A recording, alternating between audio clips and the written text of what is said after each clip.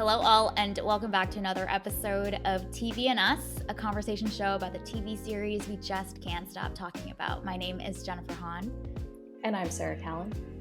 Each season, we focus on a different show, reviewing it episode by episode, and we invite you to watch along with us. Right now, we are kicking off our latest season reviewing True Detective, and today we are on episode 1, titled The Long, Bright Dark. We are joined by two veterans of our Movies and Us podcast, but they are back here with us on TV and Us. Patrick and Nate, do you both want to introduce yourselves? Sure. I'm Nate, friend of the pod.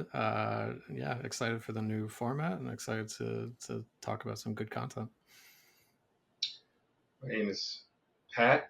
Happy to be back. I'm an associate of the cast. Excited to be embarking on a different formatted journey. All right. And we are excited to dive into True Detective. Before we dive into the episode and all of our thoughts and all that kind of stuff, it probably makes sense for us to talk about the backstory. Why are we reviewing True Detective? Some bold claims are made by our friends here. And I want to give them the chance to share about their kind of overview and kind of the backstory of why we're talking about True Detective today. I think we should work backwards. I think Sarah should start, then Jen, then me, then Nathan. Oh, of the story? We're doing this like... It's like Memento. All right, Sarah, you start off with your special lens of how True Detective came to be here on TV and Us. Honestly, my part of the story is not going to be interesting because I really don't remember. I just remember some combination of both of you, both Patrick and Nate, were like, we like True Detective. We're on board for True Detective. Let's talk about it. That is the gist. I know bold claims were made. I am not going to say who said what and what the bold claims were, but I just know that's how we got here. More details to come in future tellings. That's good. All right. My angle of the story is I think it was probably a couple weeks, a couple months. So Patrick and I work together, and we often talk about like, what have you been watching? What are shows that you're watching? What are movies that you're watching? And he made a claim about a show and was willing to put his job on this altar and stake the claim there, which he said, True Detective is what... Oh, see, the one of in there is still to be debated, but I will go with the more dramatic version of the story, which is he said, True Detective Season 1 is the best season of television ever, and if you watch it and don't agree, I will quit my job. And here we are to see if he will have a job after the next 8 weeks. You said that, Pat? Lost in translation, but there was the truth of the matter is I did put my job on the line. Okay. That part is true. The other is semantically inaccurate, but it's fine. The reason why I also said what I said with a big grin on my face is because like maybe 8 or 9 years ago, Nate, maybe sober, maybe not, said True Detective Season 1 is perhaps the greatest season of television that's ever been created. And I was like, this is ridiculous. This is a dumb claim. And then I watched it, and then I was like, oh, wow, that was really, really good. And here we are today. All roads have pointed back to Nate. Nate, your version of this tale.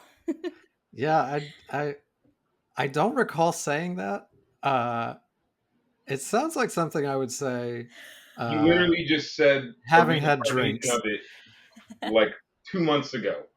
That's entirely possible also, but who's to say who said what and how many drinks were imbibed? I will say hearing it back, having the stenographer read it back to me, it felt like a very bold claim, and I was like, I don't know if I'm ready to stand behind such things. And having rewatched the first episode after, I think, I don't know, the last time I watched it, maybe 5-6 years ago, I'm ready to stand behind those claims. This show fucking rules. I love this show. So yeah, Wow. let's get into it. Me too. Also, it doesn't matter if Jen disagrees because I have a new job now. So the old stakes are off the table. I mean, PM is still in the job title, so really, you could argue it's the same job. We'll Make take it that more offline. interesting. So yes, we are excited to dive into True Detective with these two True Detective fans, the reigning rulers of hyperbole. We're excited to dive in and see if it really holds up. We are going to dive into episode 1 today. If you haven't watched it yet, this is your spoiler. Please check it out before continuing to listen. This is an episode that you probably don't want to be spoiled before you get a chance to experience it. Okay, Sarah, do you want to kick us off with an IMDb summary for episode 1 of True Detective season 1? Sure. In 2012, former detective partners Rust Cole and Martin Hart recap one of their very first cases together involving a serial killer back in 1995. So we are going to kick off the episode with our choices for what we would title this episode. I'm going to have Nate share his first. Oh, me first. I don't know the new format. I I had a tie between a couple that I was going to pick one based off of where the vibe was going, but I'll go with my snarky one, and that's begging you to shut the fuck up. I love it. Really captures the spirit. I think so Spirit too. and energy of the show. Patrick, what was yours? Mine was, why me? Why today? There's a little bit of acting in there. I felt that. That was good. Very, very nice. All right, Sarah, what was yours? Mine is Giant Gutter in Outer Space. Nice. That's good. Mine was Entirely Non-Silent Reflections. Okay, so let's start off with our thoughts about episode 1. I think the series premiere is always kind of an interesting episode to talk about and analyze because it really is setting the tone and the energy and has a difficult task of capturing the audience's attention. So let's maybe start off with Patrick this time around. Wrong. Well, yeah, I agree with Pat. You two get to start, and we already know that Nate is going to say it is the single greatest first episode of any TV first season ever. So, I'm not it's not just going to be bold claim after bold claim here. What other important area of his life can we stake on that claim? Got a job? Is there more? He's engaged.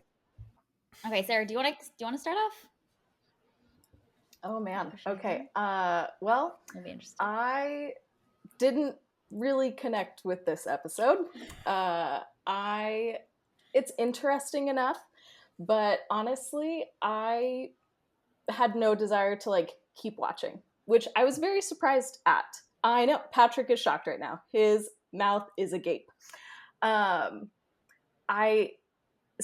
think there are a few reasons why I didn't connect to it, but yeah, I'm not particularly interested in the mystery. The characters, Rust, I think is very interesting, but I don't care about Marty, and I'm just kind of like, okay, this is fine. We'll keep watching this, but probably if we weren't recording a podcast, I wouldn't watch the second episode right away. So, which surprises me because I love mysteries and detective shows and all of that, but this just has not gripped me. I think I'll get hooked eventually, but not in episode 1. Two things. One, I'm very surprised because you peeked behind the curtain. You messaged us weeks ago saying you were very excited to talk about this. Because y'all loved this and I did not. And so I was like, this is going to be interesting. And 2, were you under duress when you watched it? I don't understand. No, I was not under duress. Nope. Just a regular day. It's like, okay, now we're going to watch True Detective. I have a theory on why it didn't work for you. Yeah, was there a little thing that bothered you, or like I know that happens. No, Oh my no. God, that- Shockingly, there was not a little thing that bothered me. But that is a good question. I think that there are multiple things that made it Interesting. harder for me to connect to it. I think I'll get there eventually, but not in episode 1. What were those things? So I think one of them is like the jumping through time. I'm not a big fan of like flashbacks and stuff like that, and so that always bothers me just a little bit. I understand why we're doing that way. I will get on board. I think another piece of it is that the murder mystery is the vehicle to get us to exploring these two tormented, complex characters. But I want a good murder mystery, which I'm assuming will come eventually. But so like this is the vehicle to exploring these two characters, and I think he's interesting. I'm like, all right, we can learn more about him. I don't like Marty, don't care for him. I think that he is a trash human being, and I'm like, okay, whatever, go away. Whoa, So whoa, whoa! Let's not just speed right by that. Come on Yeah. now. There was initially going to be a differently phrased award for this series, so which I feel like the theme is already coming to surface. So Sarah, let's explore that a little more. Let's crack that egg open. So I think with Marty, the things that we learn about him are he is married, he has a family, and that's most of what we learn about him. Yeah, And what then a the other bastard. piece, I know he's such a piece of shit. but so that's what I'm getting to. The other piece of information that we know about him is that he's having an affair. And so then that colors everything that I know about him, because I don't know anything other than he is quote unquote a family man, but then he's having an affair. So I'm like, okay, that is the basis of everything that I know about you. Whereas with Russ, like I know all of these other pieces of information, and I'm like, okay, yeah, that's interesting enough. But one character, I don't know, it's not enough for me to be like, oh my gosh, yes, let's watch episode 2. I'm like, all right, that's cool. I can see Nate's eyes welling up right now, but Jennifer. I feel betrayed, but it's okay. We'll get past it. I'm so sorry. I'm No, so Yeah, some sorry. reactions. Totally kidding. Nate Totally Pat, kidding. your most beloved television season ever. We'll get to him. We'll get to him. You first. We'll get there. Okay. This time, let's go. All right. So everything that Sarah has issues with are the things that I loved. Which is so fun. I traditionally find it so difficult to get into TV shows of any kind in general. Like I ask everyone who recommends a show, like, which episode do I need to like slog my way through until this becomes good? And it's usually like, oh, you need to get to 3 or 4. Oh yeah, you've asked me that like a dozen times. Oh yeah. I'm like, tell me how long I need to endure before this starts to like pay off for me.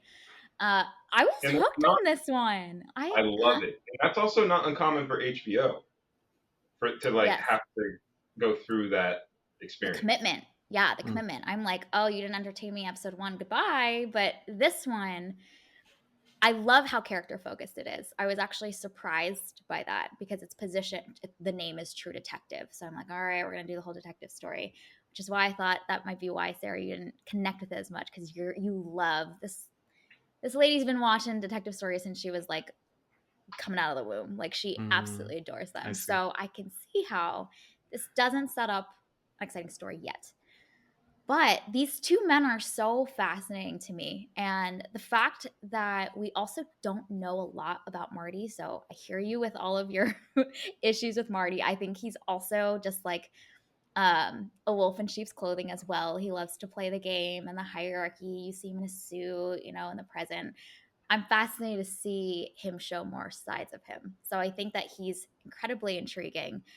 In a way, this first episode is very sympathetic to Rust. Like we get a lot of the highs are high, the lows are low. We see his superpowers, we see his like wounds and his trauma and all that stuff. But Marty, I'm like, oh, there's so much more there. I'm excited for him to show his true colors. I think that'll be really fun. So, and then the other thing that you hated about this episode, which is the past and the present, is something that I thought was so intriguing as well, because it raised so many questions around how do they end up the way that they are. You know, you kind of see where they chart towards into their future. Marty's in a suit, he's all pompous and whatnot. Rust is like just absolutely disheveled. Clearly, he's been through much. So then the question is, how do they get there? So that was intriguing to me. So those are my thoughts. Well, I guess in the same order that we, you know, figured out how this Yes. became the topic of our discussion. Interesting. I'm trying to think about it through the lens of the first time I watched it, and I can't. Yeah. I'm not going to. But rewatching it and not having watched it in a while, I see the points that you both are making. One thing I think that this episode does really well is it really starts to show the dynamic between the two of them. And it's like a new dynamic for them as well as new to us. So we're kind of along for the ride to see how this is going to go. It's not just something that has been existing for however many years. They have a relationship and we're just getting plugged in at a point in time. And I think that some of the dialogue that they have is very evident of that, and also very well done to a point where it's we're sitting in a drama, but we're amused at the same time, even though the tones and the themes are so heavy with what they're talking about. And so I sit there and laugh out loud and wonder if I'm a psychopath because these things shouldn't be funny in another context. Yeah, for me, I think when I first watched it, I was hooked immediately, if I remember correctly. I think that, and yeah, I don't know what.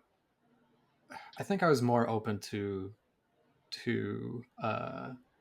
like new shows and stuff back then. I think now I'm definitely more in your camp, Jen, where it's just like if it doesn't hook me on the first episode, like you're trash to me, you're dead to me. And I'm even worse now because like if you lose me at any point, I will drop a show. Oh yeah, talking to So Nate about shows now is difficult because we're like, oh yeah, yeah, the first 4.2 episodes are great, and I I, haven't watched it in weeks. 4.2. that's true. Yeah, I've all but abandoned like TV, like movies only. Um, but yeah, so I think it hooked me. I think that the time jumping does a good job at like uh planting seeds of intrigue for like what is to come, but doesn't like um give too much away, or and there's sort of this sort of like emerging thing happening with the time jumps where it's clear that these detectives are like the ones doing the interviewing are like fishing for something, which uh, is like another seed that I was interested in like finding out where that was going. But yeah, it's definitely like a character driven thing.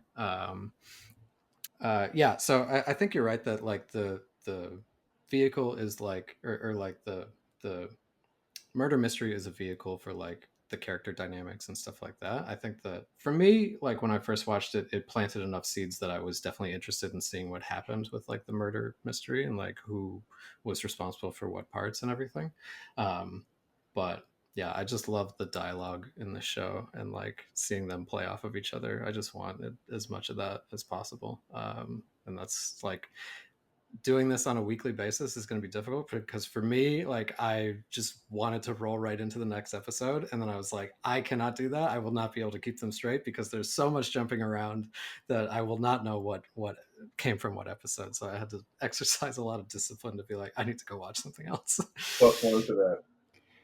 Sarah, yeah, you should share about maybe the last 30 seconds of this show, and that being maybe it's a little glimmer of hope for the show for you.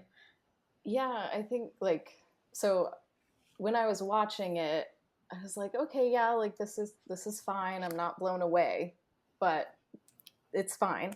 But then the last line that Rust says about like you better ask the right questions, that was interesting enough for me to like let it, like I would have let it maybe autoplay because of that line. But like it's not, when I look at the show as a whole, I am not intrigued enough to like you, Nate and Pat, to like, oh my god, I need to watch episode 2. But that last line was interesting to me. And so that is one of the things that I'm looking forward to in the next episode. I'm like, are they going to ask the right questions? Come on, listen to the man. So we will see that. But that's something that I've been kind of thinking about ever since, the importance, especially in streaming, of how the dialogue is structured, and is that last line or that last reveal enough to get somebody to just let the autoplay happen rather than stopping it. So I've just been kind of thinking about like how people are like writing TV episodes, and I mean this came out earlier, but how has that changed with streaming and how we write those final lines to get people to just autoplay? I don't know. It's just something to think about, not fully related to this show. Yeah. I think it's a similar kind of like goal, right? It's just like making you want more. So I think that whether or not you're doing weekly drops or binge drops, I think it's kind of like, you know, you want the same thing to happen. Because this was, I think HBO always does this where like it's like episodic weekly.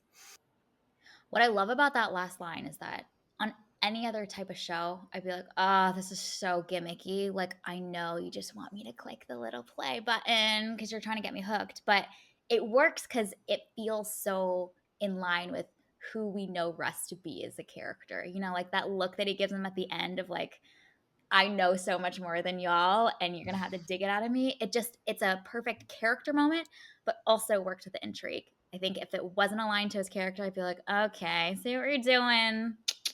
And I'm not gonna click the play button because it just feels cheap. So it didn't feel cheap, which I really appreciated. Yeah, I completely agree with that. People making their own rules or adapting rules to fit them, different from the construct that the rest of the world seems to navigate against, or the majority. I love that Rust is like, yeah, so I'm gonna need some alcohol. It's like, well, no, you're gonna talk to us, and it's like, no, it's my day off, and on my days off, I start drinking at noon. You don't get to interrupt that. And then he even has the audacity to be like, put some hustle on that, like chop chop, motherfucker.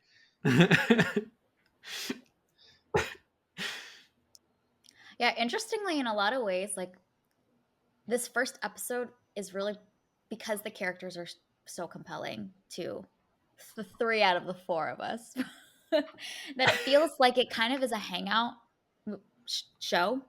Like you just want to spend time with these people. I could care less about this case.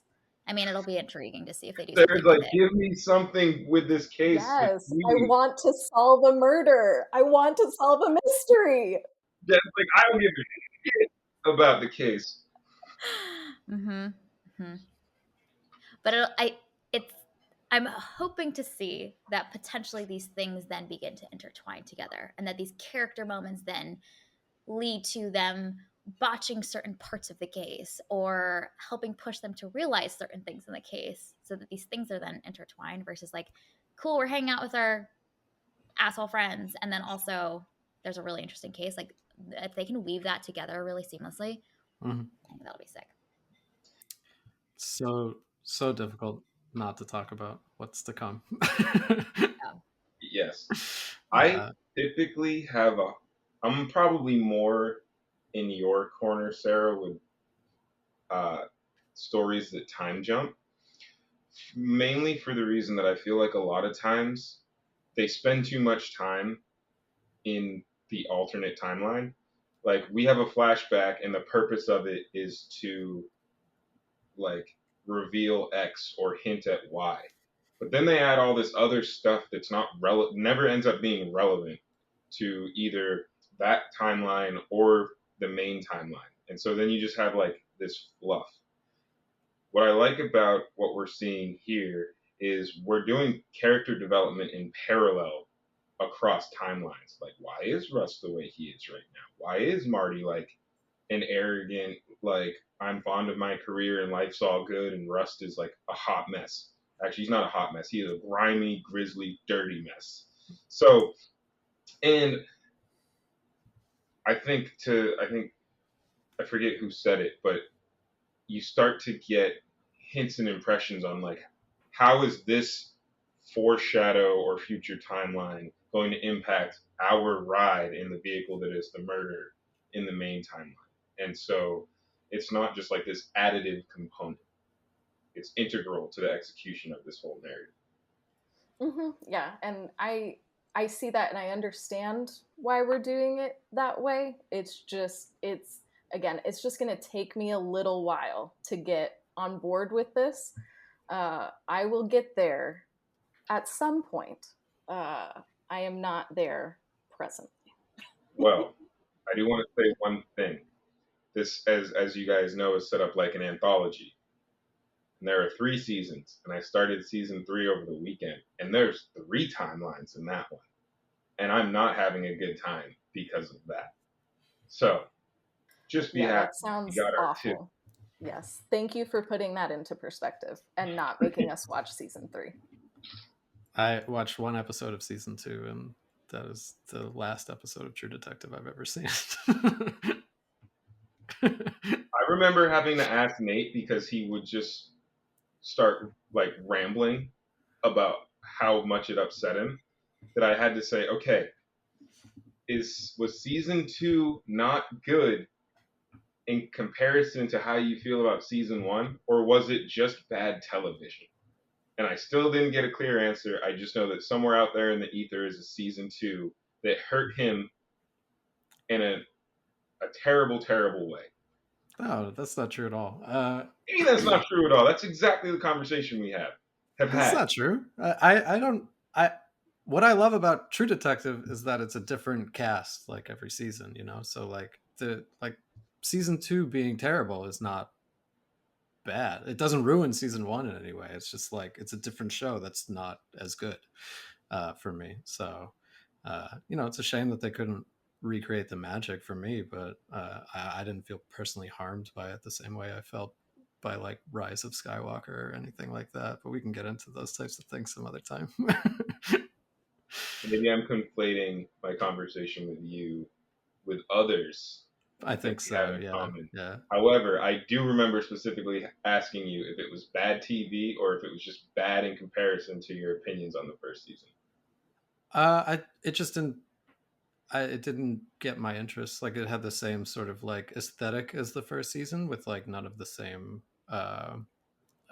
substance. So I watched like one episode and I was like, this is clearly not doing the same thing, and I just walked away from it. So I can't tell you if it's good or bad. Like I saw the first episode, realized it wasn't for me, and I was like, maybe the reviews will convince me that it gets better. And then it was pretty universally panned as like a complete miss. So I was like, all right, I'm not returning to that.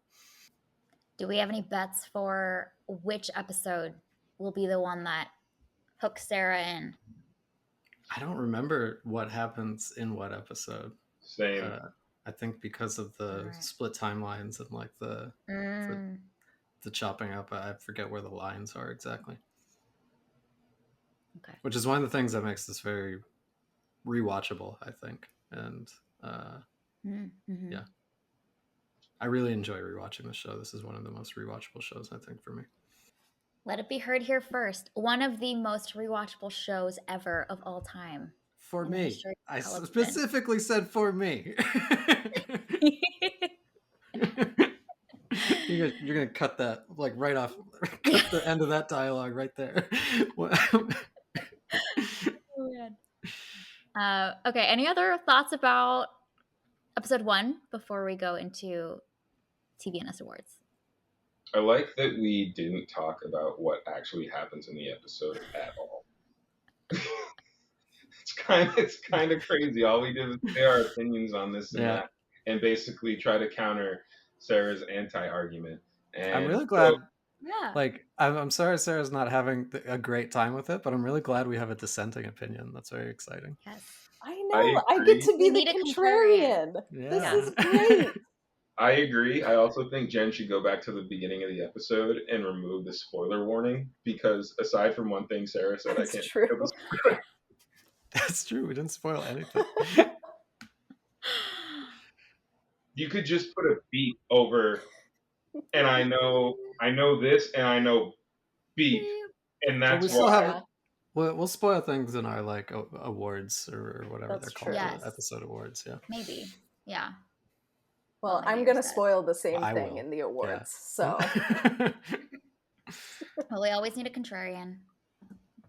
Makes for a It's better not, conversation. I'm not me. happy to be the Thank you for contrarian this serving time. that role. Yes, I got you. it's an important role. It's gonna be like episode 7. She's still gonna be like ragging on the show. We make it to the end. She's like, actually, I loved it from the beginning. I just needed to make some good podcasting, y'all. Well, Us and all so like around. that's also something that I have to like monitor in me because like if people love something, my first instinct is like, no, I don't love it. So I have to like also like monitor that I'm not just being a contrarian just because I want to be a contrarian. But like it's fine. I don't love it like you guys love it, and that's okay. But we'll see if and when that changes. What about the production of it? What did people think of like the visuals and audio and stuff like that?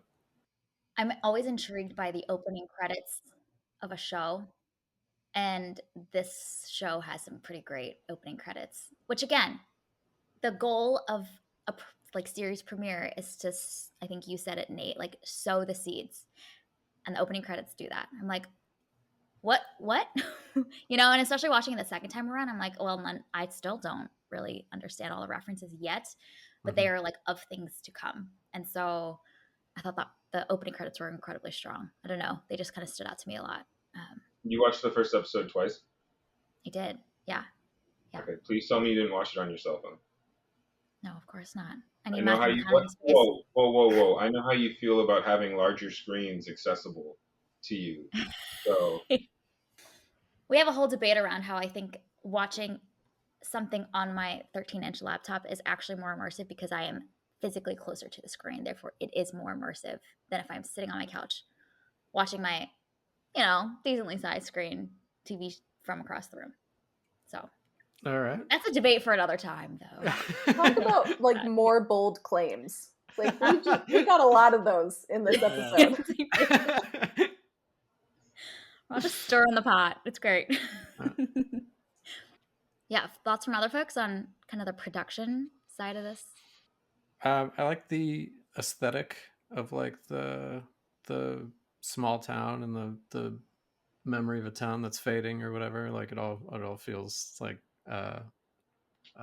very real. I think I like the sound or like the music choice. It's all very eerie, I think. I was actually, the thing that stood out to me the most on rewatch this time was like how bad like the in car scenes look. I think like a lot of the time it was like, wow, this looks like it was shot for Seinfeld. Like this looks like bad like projector backgrounds of like they're clearly like on a set with like a cheap projector showing like scenery going by. So that struck me this time. Like I don't think that aged very well. I didn't notice that. That's interesting. I'll have to keep an eye out for that. I generally also very much like the production and the way that it's shot. And I like that they deliberately use facial expressions to add in like character response, which could lead to development or just like, for instance, Rust is saying stuff in the aforementioned car shot, and they just cut to Marty's facial response where he says nothing, and you can clearly tell he's just like, the fuck is coming out of this man's mouth? Yeah, which is props to the actors as well Mm-hmm. for doing a great job of that. Yeah. What do you think of the acting so far? Now, Sarah, what I'm asking you to do is separate the fact that you think Marty is a trash human being. He is. Now we're talking about Woody Harrelson. Yes. I mean, we know that McConaughey and Harrelson are both good actors, so like that is what we are seeing. I'm not blown away yet, but they have met expectations because they're both good, and we know that they're good. So yeah, that's what we see. Did we know that when this came out? No, so that's what I was Hmm? gonna say. This was like the first time This was McConaughey like was the not. reconnaissance, right? Yeah, exactly, Yeah. exactly. So I think Uh, there's also an element of having now had 11 years to see him be a serious, noteworthy actor in other things, Yeah. including Lincoln commercials, has diluted, the ability to be like, am I really seeing what the fuck I think I'm seeing on the screen in front of me right now? Like, coming from this man? The show doesn't work without their like natural charisma for both of them because it's so centered on like that whole car scene in the hands of other actors would just be like maybe some really great dialogue, but they really do sell it. Yeah. Mhm. I think that's why this is compelling because it's as we've talked about, it's so character focused. You just want to know more about who these people are. Mhm. I think that also plays into what you said about the last line feeling very authentic and not Mm. cheesy and forced and like deliberate in terms of being like a fish hook. Yeah. Yeah.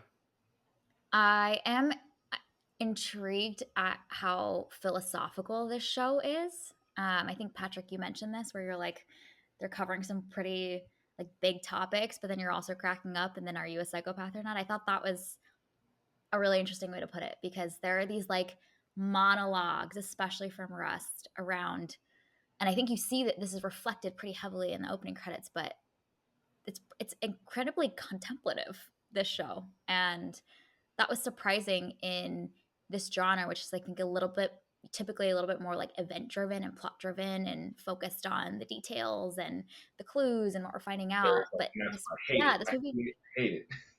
Hate it. seriously, I have to reset my expectations I because what see. I wanted is not this show. So just don't mind me as I'm just resetting my expectations for philosophical and contemplative and character driven stuff, well, which is it's great. called True Detective. Like, I don't blame you for your I expectations want either some way. detecting. Yes, I'm sure Listen, we will get there. truly. she wanted an English muffin with butter, and she's getting avocado toast with Mhm. garnish. It's an adjustment. It That's is an all. adjustment. Thank you, Patrick. Yes, I am adjusting to the bougie avocado toast when I wanted my Right. boring plain English muffin. Yep. There you go. See, we're on the same page. Just don't come back with that bullshit next week for episode. No. Hey, hey, we'll see. We will see. All right, let's do our TV and Us awards. So we have two for True Detective. I'll introduce them quickly. The first is Best Jab, which is essentially best insult or line. That is an insult, which there are plenty, an abundance to choose from. And the second is Best Character Clue, which is a character revealing moment where something hidden comes to light. This could be big or subtle. So let's start with Best Jab. Sarah, I'm going to start with you for this one. All right. My choice is it is a line that Marty says to Russ, and he asks, "You got a chapter in one of those books on jumping to conclusions?" An excellent line. But then also he's right, so joke's on you, Marty, Mhm. Okay, Nate, who's this award going to for you? uh, Also, Marty, I feel like Russ didn't really jab too much this time. Not to spoil anything, but uh, I like that line. I do think Marty was correct with that line. I do think that there was some jumping to conclusions, so I would have said the same thing. I think that the first line where Marty actually is kind of like giving Russ shit was like, "You're not too great outside of parties either." Yeah. So that was mine. Patrick, what about you? So this is not necessarily a jab, but it makes me laugh every time because it's when Marty is saying, like, when you come over for dinner, like, don't you bring up any of that psychosphere shit. Basically, don't be you. I need a watered down version of you. And Russ said, given how long it's taken for me to reconcile my nature, I can't figure I'd forgo it on your account, Marty. Which is, I'm going to be who the fuck I'm going to be. The Yep. hell with you. That was great. We needed a rest one in there because mine is also something that Marty says with Rust not present, and it happens in the first like 5-10 minutes.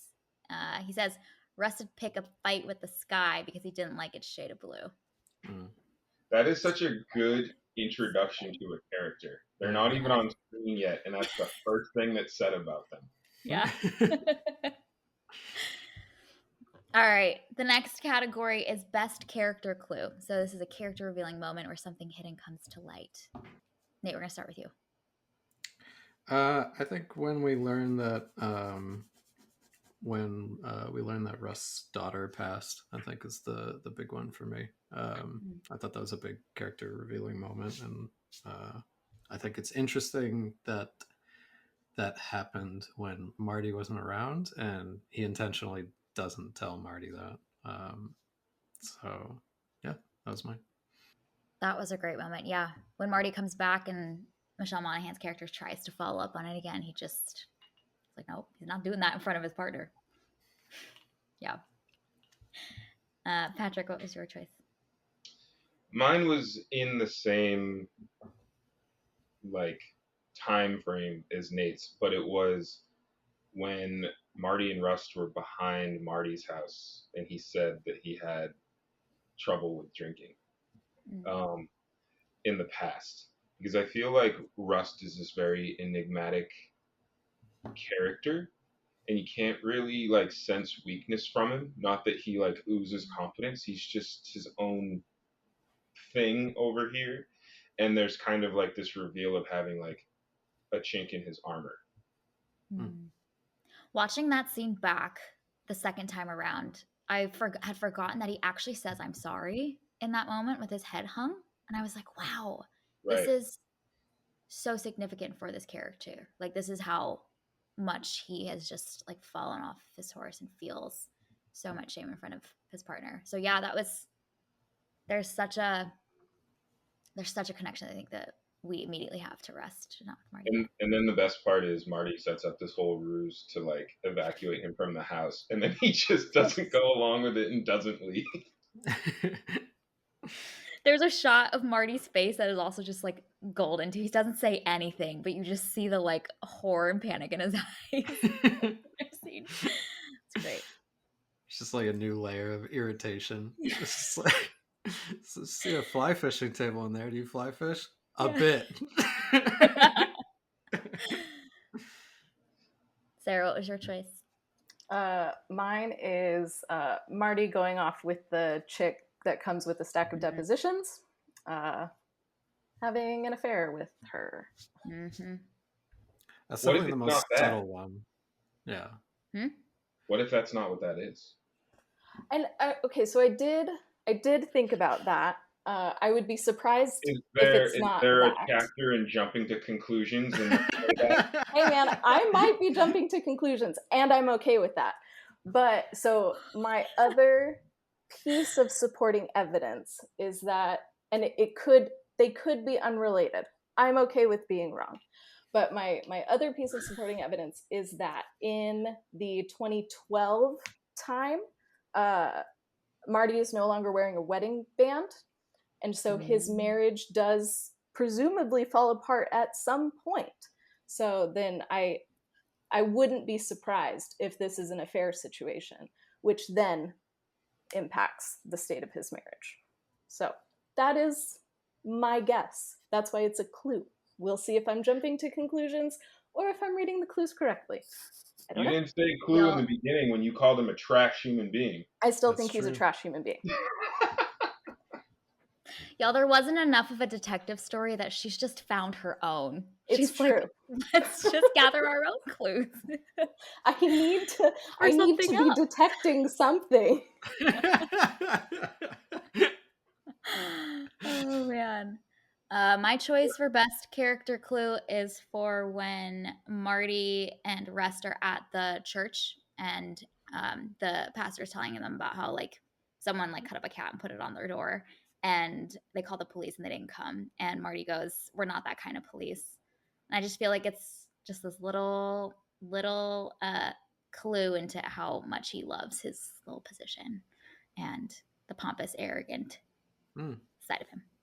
I was wondering where you were going with that. Interesting interesting identification. Mm-hmm. All right. We've Interesting. given out all of our awards for episode 1. All right. As we look ahead to episode 2, maybe this is primarily a question for Sarah, but like, what are you hoping to see in the next episode? And then curious, Nate and Pat, maybe I can your think of thoughts two about what's coming next. that Sarah wants to see in the next episode. Oh, okay. What do I want to see, Pat? We'll see. We'll see if they're on my list. Confirmation that Marty's having an affair and just bodies everywhere that have to be solved. The fucking murder clues. I mean, the IMDb summary talked about a serial murder case. So, are we going to get more murders here? Like, are we going to have more clues to collect? But no, those aren't in my looking forward to. They're good ones though. But I want to know what the right questions are that they should be asking, and if they ask the right questions. This is important. And I want to know more about this present day case. That is interesting to me. And then another thing that I'm looking forward to that I hope that the show will address at some point is Rust's tattoo on his forearm, because it's both in the past and in the present, and I feel like that probably carries a lot of meaning for him. So I would like to know more about the tattoo. Those are mine. Wow. We've checked off the box of small detail that Sarah's picked up on that she's Yeah. fixated on. Mm-hmm. Yep. Oh, like there's many little details, man. That's very just where I small live. details. Yeah. I am intrigued to see more of Marty either showing his real self a little more underneath the hood, or I'm intrigued to see like what his superpower is in solving these cases. I think Russ is doing quite a bit of the heavy lifting, but I feel like he's got to have something that he's quite good at, and I'm intrigued to see what that is. This is maybe not, I don't think, going to happen in the next episode, but I want to see how their dynamic and their sparring affects the case and their ability to collect some of the information that they need, and how it potentially botches part of the case. We'll see. Michelle Monaghan's character, she has quite a bit of screen time, so I'm like, what's her role in all of this? Where will she play? And then, yeah, I think there's some interesting things that this show so far has introduced around them bumping up against parts of society like elected officials, interest groups. So I'm intrigued to see how they have to continue to contend with like aspects of society to try and solve this case. Mm-hmm. All right. Do you guys have thoughts on what's coming ahead? You guys know what happens next, but do you remember back to maybe what you were curious about at the time, or just mysterious words of fog for us?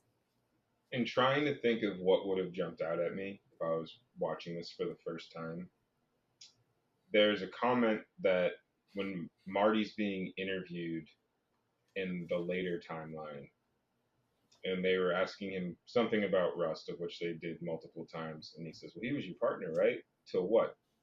'02?" And he's like, "Yeah, 7 years before." Yeah. I think he says Rust and I went bad. Mm-hmm. I want to know why they went bad. What's that about? Yeah, I think because they're not really good right now. Sorry, Nate, not to. No, keep going. Yeah. No, that was it. Yeah, right. Good. What's bad? Yeah, I was definitely interested in what the fallout was. I think that I think when I first watched the show, I was interested in like the surface level narrative and like the actual murder mystery and how all of these seemingly disparate pieces that don't have a lot of connection like come together, if at all.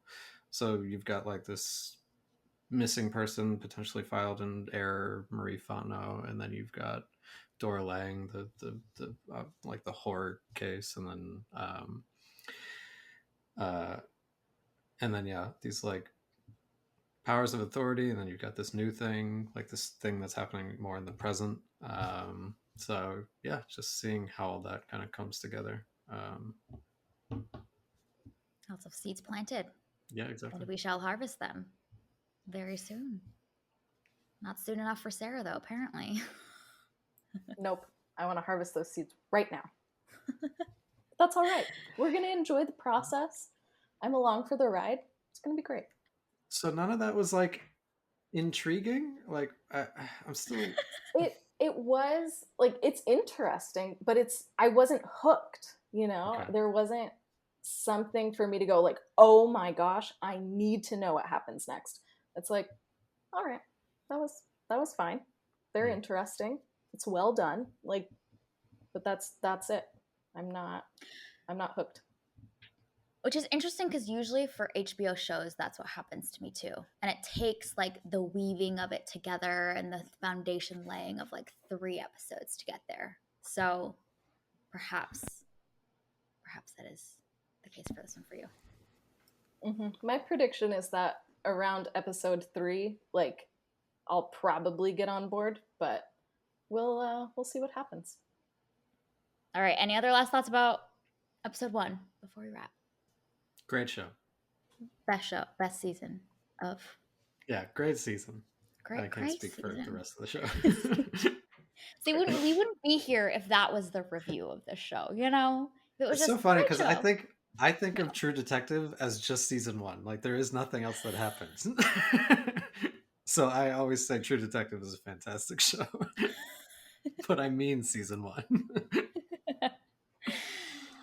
All right. Well, this is our review and discussion of episode 1 of True Detective. You can find it available on Max.